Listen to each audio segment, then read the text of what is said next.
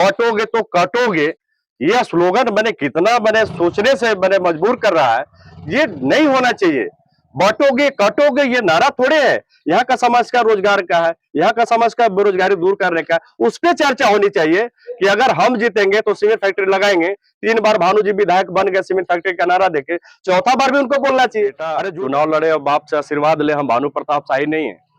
भानु प्रताप शाही अपने पंचायत में अपना पहचान बना के अपने परिवार से वोट मांग रहे हैं, लेकिन जयराम पासवान केवल आशीर्वाद ले रहा है। शाहनवाज हुसैन भी आपके दल के हैं, उनको आप दल से क्यों नहीं हटा देते? आप एक और मुसलमान को सांसद बना के केंद्र में मंत्री बनाते और इधर बटोगे कटोगे के नारा देते। ये कहां से बड़े तन को जो है परे समझ में नहीं आ रहा है कि भाजपा किस बुनियाद पर राजनीति करना चाहती है। नहीं कि आज जो है नगरगढ़ जो बना हुआ है, उस परिवार जो है पूजा पाठ में विश्वास करता है। आखिर मुसलमान का वोट का अधिकार है कि नहीं है? मुसलमान लोकतंत्र के आदमी है कि नहीं है? वो भारत के निवासी है कि नहीं है? इतनी बड़ी प्रचार का बिगुल थम गया है और आज आप अपने पंचायत में जनसंपर्क अभियान कर रहे हैं, डोर टू डोर जाकर अपने पक्ष में वोट मांग रहे हैं। क्या कहेंगे आप, किस तरह का रुझान मिल रहा है लोगों का? पूरे नेता में 17 कैंडिडेट है, निश्चित रूप से सब नेता अपने पंचायत में वोट मांग रहा होगा, लेकिन पूरे पंचायत में एक जयराम पासवान नेता है जो केवल आशीर्वाद मांग रहा है, वोट नहीं। जनता का किस तरह का रुझान मिल रहा है? जनता का रुझान बेटा चुनाव लड़े और बाप से आशीर्वाद ले, हम भानु प्रताप शाही नहीं है। भानु प्रताप शाही अपने पंचायत में अपना पहचान बना के अपने परिवार से वोट मांग रहे हैं, लेकिन जयराम पासवान केवल आशीर्वाद ले रहा है। वोट तो मिलेगा ही। क्या लग रहा है इस बार चुनाव में परिवर्तन होगा या कार्ड बनाएंगे, परिवर्तन होकर रहेगा? जयराम पासवान जिंदाबाद, लोक हिताधिकार पार्टी जिंदाबाद। सीएम योगी जी आ रहे हैं, हेमंत सोरेन आ रहे हैं, कल्पना सोरेन का लगातार दौरा हुआ।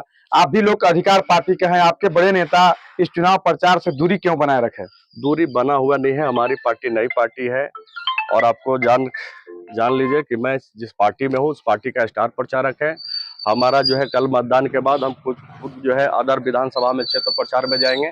पार्टी ने हम पर जो विश्वास और दायित्व दिया है, उस दायित्व में हम जो है बरकट्टा जाएंगे, जमशेदपुर जाएंगे, वहां भी हम सभा को संबोधित करेंगे और जिताने का प्रयास करेंगे। क्योंकि हम भी एक बड़े लीडर में हैं। हमारे नेता संजय साहू जी, अशोक साहू जी आए थे, क्षेत्र में भ्रमण किए हैं। निश्चित रूप से जनता का जनाधार मिल रहा है और इस बार चुनाव हम जीत रहे हैं। पावर प्लांट का मुद्दा चल रहा है, सीमेंट फैक्ट्री का मुद्दा चल रहा है, आप किस मुद्दे के साथ लोगों के बीच गए चुनाव में? चुनाव तो मेरा जो है विकास का ही मुद्दा है और कोई नेता विकास के एजेंडा पर चुनाव नहीं लड़ रहा है। एक ढकोसला है। अनंत प्रताप देव जी अगर बोल भी रहे हैं तो एक बार बोल चुके हैं और उस पर जनता को कितना विश्वास करना चाहिए अब जनता सोचे। और एक नेता जो 3 बार विधायक बन गए सीमेंट फैक्ट्री का नारा देके, उनका भी नारा इस बार चुनाव में गोल है। निश्चित रूप से जनता इस बार विकास के साथ चलेगी। अब विकास का ही बात होगा, कोई नेता विकास का बात नहीं कर रहा। आप सोच के देखिए, आश्चर्य की बात है, आज तक मैंने राजनीति काल में जब से होश संभाला है, बांटोगे तो काटोगे, यह स्लोगन मैंने सोचने से मैंने मजबूर कर रहा है। ये नहीं होना चाहिए। बांटोगे काटोगे ये नारा थोड़े है। यहाँ का समाज का रोजगार का है, यहाँ का समाज का बेरोजगारी दूर करने का, उस पर चर्चा होनी चाहिए कि अगर हम जीतेंगे तो सीमेंट फैक्ट्री लगाएंगे। 3 बार भानु जी विधायक बन गए सीमेंट फैक्ट्री का नारा देके, चौथा बार भी उनको बोलना चाहिए। अरे झूठे बोल रहा है तो चौथा बार बोल दीजिए। एक जनता को उम्मीद और विश्वास तो होगा कि वह नेता बोल रहा है, लेकिन उनके वाणी में कोई विकास नाम का कोई चीज नहीं है, केवल हिंदू मियाँ का नारा दे रहे हैं। इस नारा के चलते क्या हो रहा है, हमारे जैसे लोग, हमारे जैसे नेता हिंदू मियाँ के नाम पर जो जयराम पासवान को जो वोट मिलता, वो वोट हिंदू मियाँ के नाते कन्वर्ट कर रहा है। लोग नेता बनने की तैयारी नहीं छोड़ दे रहा। एक जो है जिसका कोई बुनियाद नहीं है, राज परिवार के लोग जो शासन किया, शोषण किया, उनका परिचय क्या? ये दोनों राजाओं का परिचय, जो देश को आजादी नहीं देखना चाहते थे, देश को आजाद होना नहीं करना चाहते थे, वैसे नेता आज हमारे बीच में चुनाव मैदान में खड़े हैं। निश्चित रूप से बहन जी जो नारा दी थी, मैं उनको बता देना चाहता हूं, समय बहुत नजदीक आने वाला है और नजदीक आ गया है। 13 तारीख को जो मैदान होगा, निश्चित रूप से यहाँ जयराम पासवान और शिव साहब जीतेगा, इसमें कोई दुराई नहीं। जयराम पासवान जिंदाबाद, जयराम पासवान जिंदाबाद। भोनापुर की जनता से क्या अपना करना, भोनापुर की जनता से क्या कहना चाहेंगे?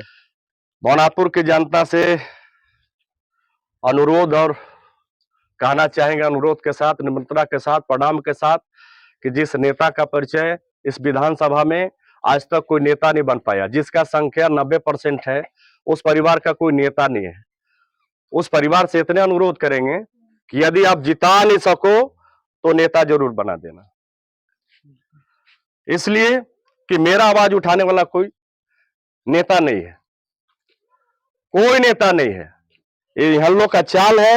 एक भानु प्रताप शाही हिंदू मियाँ के समीकरण पर चुनाव लड़ रहे हैं और कह रहे हैं कि अगर इस बार अगर हिंदू बटोगे तो कटोगे, ये नारा के चलते घर घर जा रहे हैं।